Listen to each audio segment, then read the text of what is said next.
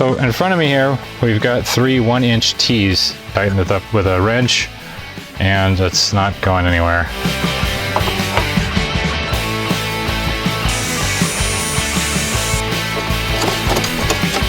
Perfect. We got a good deal on this thing because it had water damage on it. Perfect.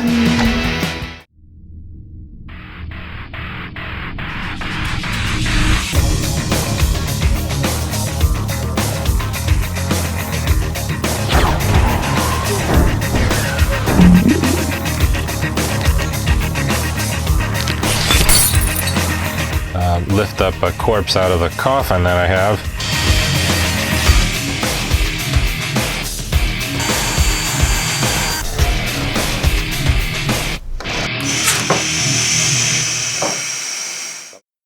Welcome back to another episode of Montclair's Lair. This is episode 53 in my 2016 Halloween vlog and part 3 of the Coffin Popper series. If you have not seen the other videos leading up to this, I recommend you go back and watch them. So in front of me here, we've got 3 1-inch tees, PVC tees. You can get these at any hardware store. And inside of the tees, I have 3/4 inch couplers, straight through couplers. And they fit right in here. And depending upon which side you use of these, sometimes they don't fit right. Sometimes they're real snug. And so, for part of this we want it snug, but for one part we definitely do not. And this particular one is good and loose, and that's perfect. So you want to check this out before you leave the hardware store. Make sure you're getting the right thing. And onto that we're going to attach the waist of the prop here so that the prop is able to rotate and turn its head to face the patrons. But this is where we're going to connect our wire that's going to force this to turn when the prop sits up like that. Now I had talked about also the shoulders, and I figured, well, why not do the same thing for the shoulders so that they can pop up? It'll be the same principle. And again, it's very similar. 3/4 inch straight through couplers. And on this end, we have a 3/4 inch cap. So what we're going to do is run 3/4 inch off of the shoulder joint here. That'll attach there. And we can run another piece right through here, and that will come right through the outside like this kind of a thing. And then the cap, this is 1/2 inch, so it's not really a good example. Then the cap will go and sit on that. We can glue all of this stuff and we'll have a nice, easily rotatable joint, but won't be able to get off of the shoulder. We've got 2 of those. So for all of this, if you want to build this, you'll need 7 couplers and 3 caps, 3 tees. And this stuff here was probably, I don't know, maybe $2 or $3 tops. Also in the last video, I talked about these nuts coming loose. I only had 1 nut on each side of this thing. And I've since added a lock washer in front of each nut, then 1 behind it, followed by another nut. So tightened it up with a wrench, and it's not going anywhere. I also tightened up this section as much as I could, but also leaving a little bit of play in there so that can do its job. And you can see how this rotates around the rod now. The rod's good and sturdy. So hopefully this isn't going to interfere when this is connected here too badly with this piston. I may have to go up a little higher. And in all actuality, I could even do it up at the very top. It actually would be like this, or somewhere here. I want the shoulders to turn too, obviously. So as far away as I can get that, I guess, from here. Well, even if it's like that, it doesn't matter. So that's fine. I guess I could just do it right here, and it shouldn't cause an issue. I don't see it hitting the piston, at least I don't think it will. I hope it doesn't. Let's see, right about here. Let's go up higher in case I screw up. A lot higher in case I screw up.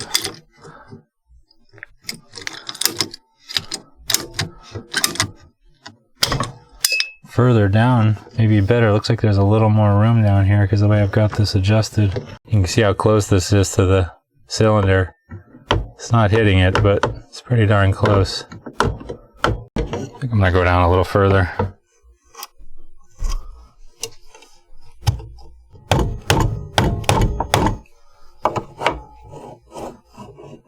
At think I'm going to have it facing this direction and bring a wire down here. And then to have it rotate in the back, once it's popped all the way up, we'll have a wire that's taut right on the opposite side. I'll drill a little hole in this piece and run a screw through it. I think the next thing we can do is attach a couple of eye hooks to this. And if this doesn't provide me enough leverage, I can put a piece of PVC through this and drill through that.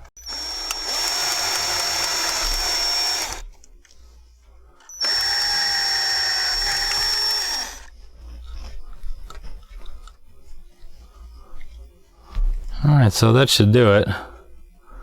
See, this is going to be facing this way. I just want it to go like this, and then back this way. So we can put them right on the either sides, I guess would be the easiest way.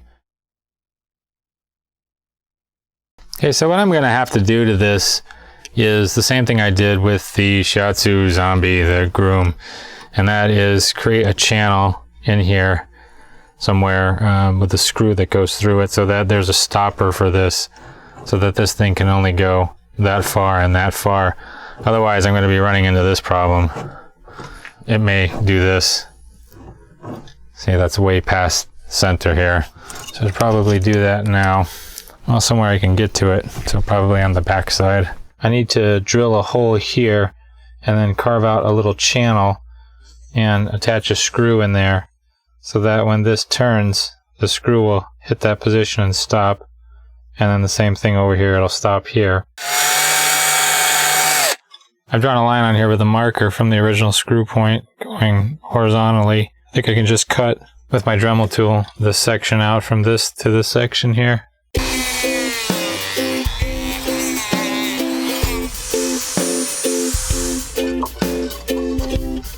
Any plans for the weekend?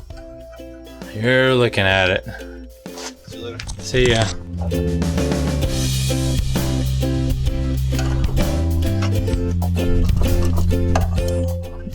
Not quite right.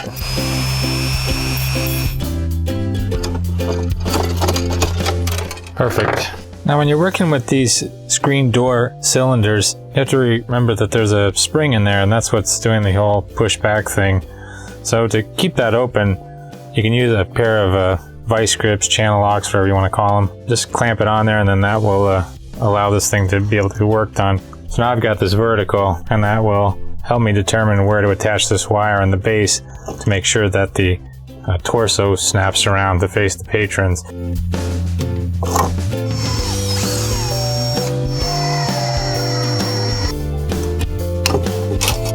The other idea I had to get this to return was to maybe use a piece of elastic and just connect it right here on the pipe. So you can see here that the wire is lost all of its tension. And one thing I just realized, I attached this screw right on the side of the piston. It's kind of knocking on it now. But honestly, it's not really going to be a problem because we're going to have the head up and there'll be a pillow over here. So the head will be up a little bit, positioned down in this direction. So it's okay for it to be like that. Honestly, it's not a big deal. So I've got to find something that I can use to attach this from here to here to make sure this thing snaps back into the rest position. Maybe an elastic band or a small bungee. I've got to search around and see what I've got. Unfortunately, I don't have any springs, so I'm going to have to use these rubber bands temporarily. I've got a ton of these. You can see I'm going to have to reposition this now because it's not exactly forward.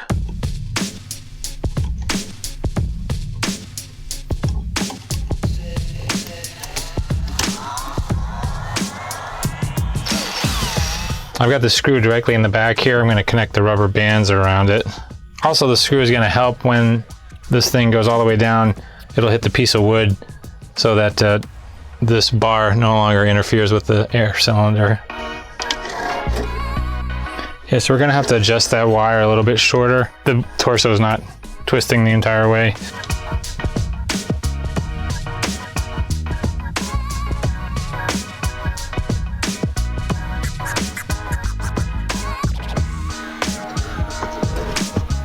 Perfect.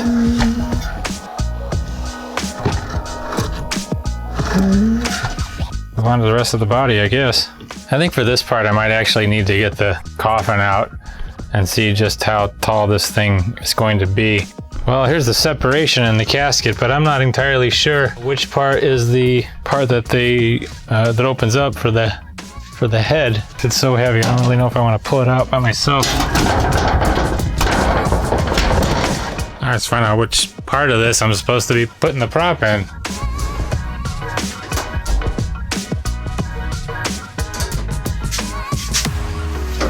We got a good deal on this thing because it had water damage on it. Now you can measure that and see how big it is. All right, we're gonna go with 24 inches. That seems to be just about right.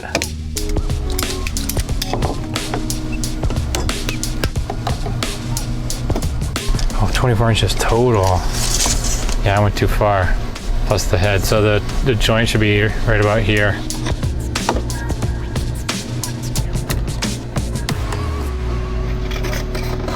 I think we'll go with the same length here. One interesting thing I'm recalling from one of Alan Hopp's videos was he was talking about how shoulders don't look natural when they're directly straight across. And he's right, they don't. I wonder if I could mount this in here and then heat this up and bend it down just a little bit without screwing up my whole want to lift the arms thing. I think that's gonna be enough for today, actually. Well, that's gonna wrap it up for this episode. In the next one, I'll finish up the shoulders and work on the arms raising up and down, and maybe I can actually finish the prop, but I still got a ways to go. I've got to get the prop controller set up for this and get the clothing and the mask and all of that situated. So if you enjoyed the video, please give it a thumbs up. If you're new to the channel, hit that subscribe button. You'll get notifications when I put out future videos. Thanks for watching, and I'll see you next time. Right? Oh, that's right. Let's try one more time. Oh man, it's hot down here. God, it's so hot down here. It's brutal. Why is it so hot? The sweat. You see it? It's the smell. It's repulsive. Any Matrix fans out there? What good is a phone call when you can't even speak? Thanks. Thanks for that.